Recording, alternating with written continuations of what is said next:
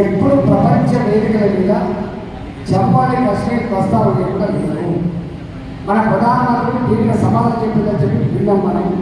కానీ ఒక special provision for how many years, ఎన్ని సంవత్సరాలు అంటుందని చెప్పి భారతీయ జనతా పార్టీ నరేంద్ర మోడీ గారు 370 ఆర్టికల్ రద్దు చేసి జమ్మూ అండ్ కాశ్మీర్ భారత్లో భాగం మాత్రమే కన్నెత్తి చూడాలని కొడుకాలని చెప్పి ఒక హెచ్చరిక శాశ్వతంగా జారీ చేసిన మహనీయుడు నరేంద్ర మోడీ గారు. ఇవాళ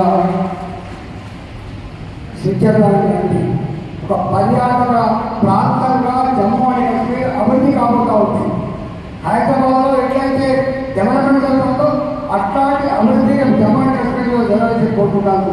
గతంలాగా అక్కడ బాంబు పేలుడు లేవు, బుల్లెట్ల గాయాలు లేవు, లాల్ చౌకలో 3 రంగుల జెండా ఎగిరేయాలంటే ప్రాణాన్ని పనగబెట్టే ఆస్కారం లేకుండా ఇవాళ ఇక్కడ ఎట్లయితే శాంతిలో జమ్మూ అండ్ కాశ్మీర్ కూడా శాంతి నెలకొనే ఘనత నరేంద్ర మోడీ గారు. దానికి యూటర్న్ తీసుకుంది పాకిస్తాన్. ఎక్కడున్నా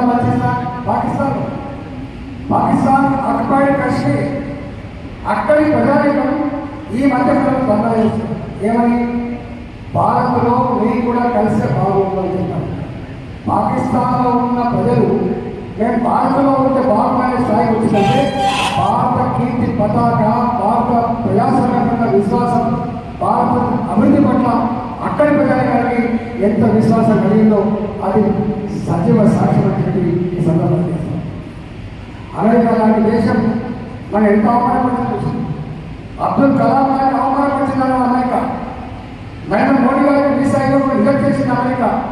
అలాంటి అమెరికా ఇవాళ నరేంద్ర మోడీ గారు అమెరికాకు పోతే రెడ్ కార్పెట్తో స్వాగతం పలికి వాళ్ళ పార్లమెంట్లో మాట్లాడుతున్నప్పుడు వాళ్ళ సెనేటర్లు వేసి జై మోడీ అని చెప్పి 5 నిమిషాల పాటు సపోర్ట్ కొట్టి ఇవాళ భారత కీర్తిని ఆవిష్కరించింది అమెరికా పార్లమెంట్లో నుంచి మర్చిపోవడం. ఇది చిన్న అంశాలు.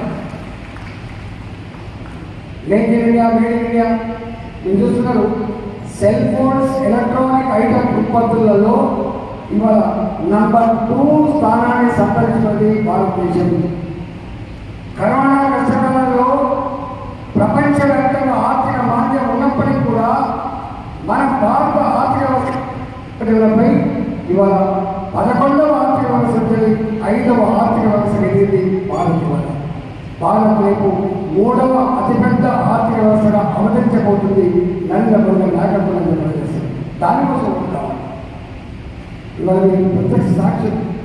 ఒకనాడు సాయిబాబా మందిరం, గోకుల్ చాట్, లుంబిని పార్క్, జనసంపర్కమైన దేశాలలో బాంబులు పోయి ఎంతమంది చనిపోయి చూసారు.